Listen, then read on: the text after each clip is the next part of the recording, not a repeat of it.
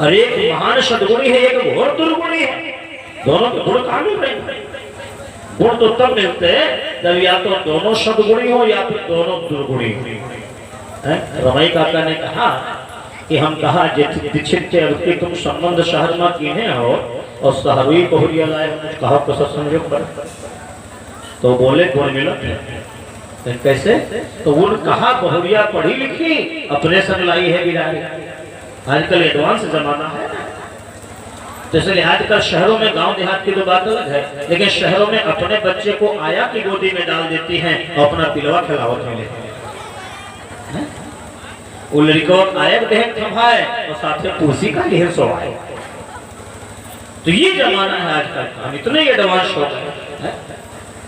तो अगर उन्होंने कहा बहुरिया पढ़ी लिखी अपने संग लाई है बिलार, लेकिन लड़कों बुलबुलन के शौकी, तो हम कहा ठीक समझो। अब ये गुण मिला। और बहुरिया चाह के अस सौखी कि चुसके जेठ दोपहरी हुआ, अतना शौकीन चाय। बहुरिया चाह के अस सौखी कि चुसके जेठ दोपहरी हुआ और लड़को भांग के भगत बड़ा, तो हम कहा ठीक समझो। अब दोनों के गुण मिलत है, यह दोनों गुण मिलत है। और वो चूल्हा चौका कहाँ जाना है? वो चूल्हा चौका कहाँ जाने? कॉलेज में गाना ना तो सीखे, वो पढ़त रही तो वो चूल्हा चौका कहाँ जाने? कॉलेज में गाना ना तो सीखे, लेकिन लड़कों सजाई नौटंकी, हम कहा ठीक समझो कर।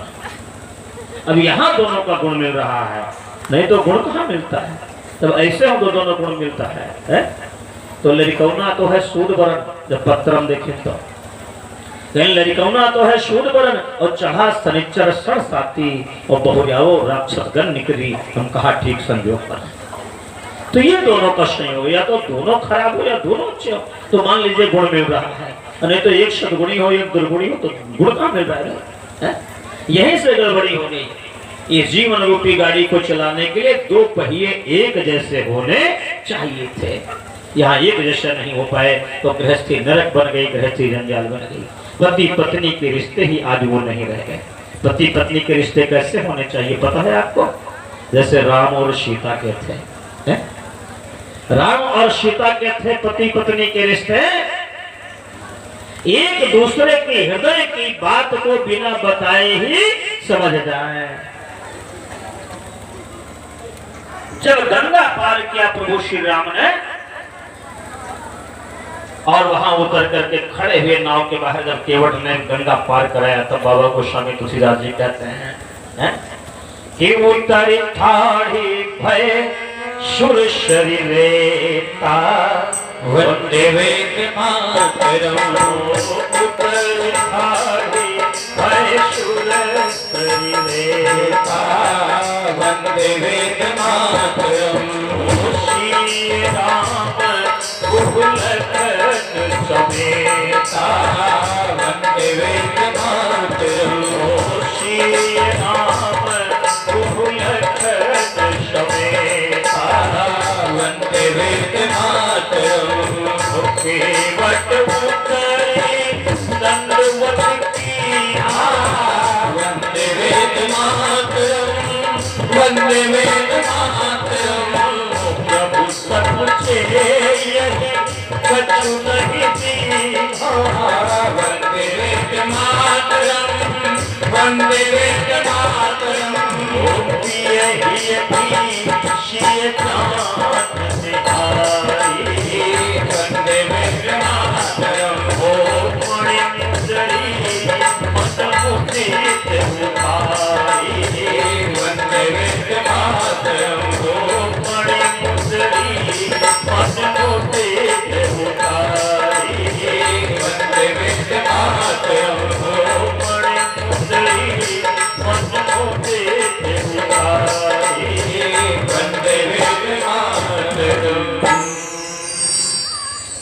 कहते हैं कि पिए ही जाना। प्रभु श्री राम ने कहा नहीं कि मैंने केवल को उतरा ही नहीं, उनके मन में सिर्फ संकोच होता।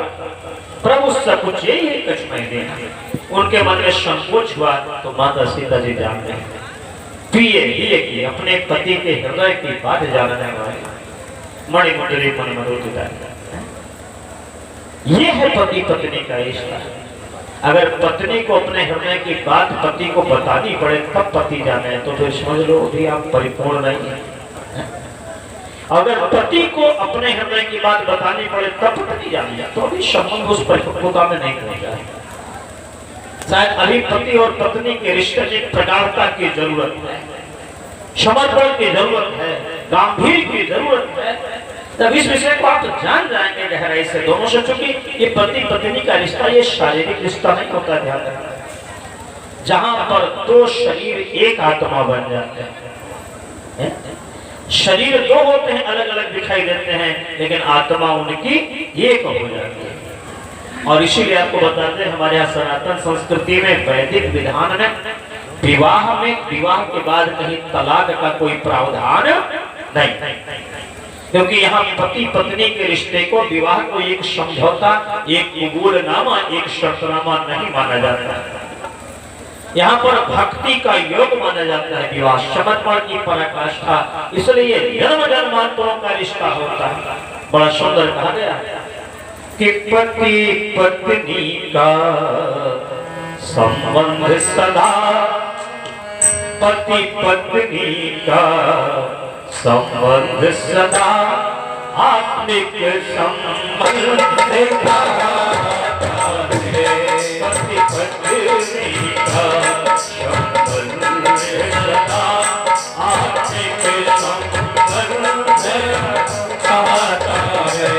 पति पत्नी का संबंध सदा आत्मिक संबंध कहता है। गगन तलक हरती गगन तलक ये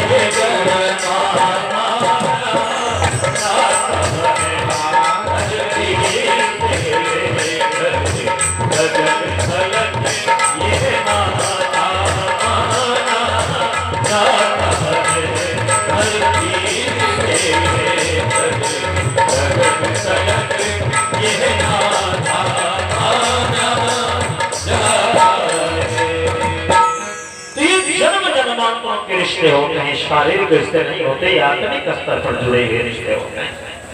इसलिए इनकी बड़ी गंभीरता है। और जहां पर ऐसे पति पत्नी होते हैं, एक दूसरे के सुख दुख को, एक दूसरे के हृदय की भावना को, भाषा को, अंतर मन को समझने वाले, वो घर निश्चित तौर पर धरती का स्वर्ग ही होता है। जहां पर ऐसे गंभीर रिश्ते होते हैं, अरे नहीं सब फटाफट फूटी गई, कोई बड़ी बात नहीं। अगर मन मुटाव हो जाए, थोड़ा लड़ाई झगड़ा भी हो जाए, आपस में थोड़ा हो जाए, खुद से दूसरे के मन में कोई बहुत बड़ी दुर्घटना नहीं, ध्यान रखना, ये तो होना चाहिए, होता भी रहता है। और इसके होने से एक नवीनता आती रहती है।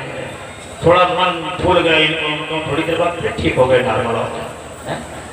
तो एक बार जब थोड़ा सा हो जाए, लेकिन एक काम करना ध्यान रखना, पति पत्नी के रिश्ते में अगर थोड़ा सा झगड़ा हो जाए तो आप लोग कुछ भी कीजिएगा, लेकिन बोल चाल मत बंद कीजिए। जैन मुनि तरुण सागर जी कहते हैं कि अगर बोल चाल बंद हो जाए तो सुलह समझौते के सारे रास्ते बंद हो जाते हैं। इसलिए झगड़ा कितना भी हो, कितना भी फूला फूली हो जाए, लेकिन बोल चाल जारी रखना चाहिए। बोलना चाहिए, पत्नी को पति से भी और पति को पत्नी से भी। बोल चाल क्या बंद करो भाई, झगड़े में भी तो बोलते ही, तो बोल चाल मत बंद करना। बोल चाल बंद करने में बड़ी समस्या आ जाती है। एक गांव में पति पत्नी में झगड़ा हो गया, अब झगड़ा हो गया, बोल चाल बंद हो गया, वो अलग को फुलाए घूमे, वो अलग को फुलाए, बाकी काम चल रहा था, लेकिन बोल नहीं तो तुमसे बोला बनना आप चाहिए। अब बोल चाल बंद दोनों। पत्नी भोजन बनाती तो लड़कों से कहती बुला लो बतुल्य, अब पति से बोलो नहीं था तो लड़के पापा खाना बनेगा, और खाना खा लेते, न उनसे बोल रहे थे न उनसे बोल रहे। उनको बाजार जाना हो तो ये काम होता था, पत्नी लिख करके खर्रा सौदा के लाए वो लाए वो लाए, सामने से भाग। उनको भी कोई जरूरत हो तो कहते कि एक कागज पर लिख करके दे देते, आज ये बनाएगा, मेहमान भी आने वाले हैं। कागज पर लिख करके पत्नी की तरफ फेंक दे, और पति की कोई जरूरत हो कागज पर लिख कर पति की तरफ फेंक दे। दोनों में बोलचाल था, तो कागज से काम चलता था, लिखा पढ़ी से काम चलता था। एक दिन की बात, पति महोदय को सुबह सुबह जल्दी ट्रेन पकड़नी थी, तो उन्होंने एक कागज पर लिख करके पत्नी की तरफ फेंक दिया, मुझे 6 बजे ट्रेन पकड़नी है और जल्दी जगह देना है, 4 बजे जगह देना, मुझे 6 बजे ट्रेन पकड़नी है, कागज लिख करके फेंक दिया। लेकिन अब जब लेट गए तो नींद आई, तो उठे 7 बजे, तब तक ट्रेन निकल गई। अब मजबूरी थी, अब बोलना पड़ा, मुंह खोल करके कहा, दिमाग खराब है तुम्हारा? तो पत्नी बोली, कहे कहा रहा है कि 4 बजे जगा दियो, 6 बजे हमका ट्रेन पकड़े थे, अब 7 बजे सो उठे, बताओ कहा करें? तो पत्नी बोली, तो जगाओ नहीं, हम तुम कहा जगाओ, कैसे जगाओ? कहे कहाँ रहो, तुम कागज पर लिख कर दे रहो कि 4 बजे हमको जगह देना, तो देखो बिस्तर पर कागज पड़ा है कि 4 बजे में उठो, हमने लिखकर बिस्तर पर डाल दिया, तो कई बार जब बोलचाल बंद हो जाता है तो जीवन बड़ी समस्याओं से ग्रसित हो जाता है। इसलिए पति पत्नी के रिश्ते में समर्पण और संरक्षण की भावना होनी चाहिए है? लड़ाई झगड़ा मन मुटाव एक क्षण के लिए हो, फिर उसे बदलिए आप अपने आप। अपने जीवन में आनंद को कभी कम होने मत दीजिए, तो आपका घर स्वर्ग जैसा सुंदर बनेगा। यहाँ से गृहस्थाश्रम की नींव रखी जाती है पति पत्नी के रिश्ते से, और साथ ही साथ इसके बाद अगले रिश्ते आते हैं हमारे आपके परिवार में। जब क्या बच्चों को संस्कार देने के, कल आपने सुना था, अपने बच्चों को देवता बनाइए, अच्छे संस्कार देकर बच्चों को उनके ऊपर ध्यान रखिए कि कहीं गलत रास्ते पर तो नहीं जा रहे हैं, कहीं उनका कुसंग तो किसी से नहीं हो रहा है। इसलिए बच्चों पर हमेशा निगरानी होनी चाहिए। अभी आप ये सुन रहे थे कि अपने ललन का लौकुश को नहीं, लौकुश कौन बने हो, गुटखा खवाए थे लड़का का, लड़का गुटखा खाए लगे, बीड़ी पिए लगे, सिगरेट पिए लगे, ताश चौपड़ खेलत है, अब वो लौकुश न बने हैं, अब कंस बने हैं। ध्यान रखो, अभी गुटखा खाते हैं, पुड़िया खाते हैं, पान खाते हैं, मसाला खाते हैं, सिगरेट पीते हैं, एक दिन दारू पी गए हैं, चौखट पर पहुंचे तो टपका दिए, घर के अंदर तुझे तो उठा के ले दिए होते। तो ये बच्चे लौकुश तब बनेंगे जब आप सीता जैसी साधना करके और बच्चों को संस्कारों के साथ में ढालेंगी, तो आपके बच्चे लौकुश बनेंगे। ध्यान रखना, तो अपने बच्चों को अच्छे संस्कार दीजिए, ये बच्चों के प्रति है गृहस्थाश्रम कहता है। और दूसरा सूत्र है गृहस्थाश्रम का कि आपके घर में आपके कुछ देवी देवता भी रहते हैं। गीत की पहली लाइन थी कि सास जी का गौरा और ससुर जी का शंकर। जब ये मेरे मनी हो पूजी हो तब तो घर मंदिर बनेगा। यहाँ पता चला कि सास जी का छोटा और ससुर जी का छोटा और पति जी का बेलना देखेंगे और शनिवार देखेंगे, तब घर स्वर्ग नहीं बनेगा। ध्यान रखना, स्वर्ग तब बनेगा जब गीत कहता है कि सासू जी का गौरव ससुर जी का शंकर मनी हो। इनकी पूजा करोगे, सुबह सो करके उठोगे, उनके चरण छू करके आशीर्वाद लोगे, तो घर स्वर्ग जैसा सुंदर बनेगा। और ध्यान रखना, सिर्फ बहुओं के लिए ही कर्तव्य नहीं है, सासुओं के लिए भी कर्तव्य है, सासुओं के लिए भी कर्तव्य है। सासू का कर्तव्य तब पूरा होगा जब सासू ससुर कैसे हो। एक बात मैं निवेदन करना चाहता हूँ, अगर आप अपने घर को स्वर्ग जैसा सुंदर बनाना चाहते हो, तो अगर आपको भगवान ने पुत्र बनाया है तो आप राम जैसा पुत्र बनने का प्रयास कीजिए। कि पिताजी की आज्ञा पालन के लिए भले ही हमको घर छोड़ करके जंगल में भटकना पड़े, लेकिन हमारे पिताजी के वचनों की अवहेलना नहीं होनी चाहिए।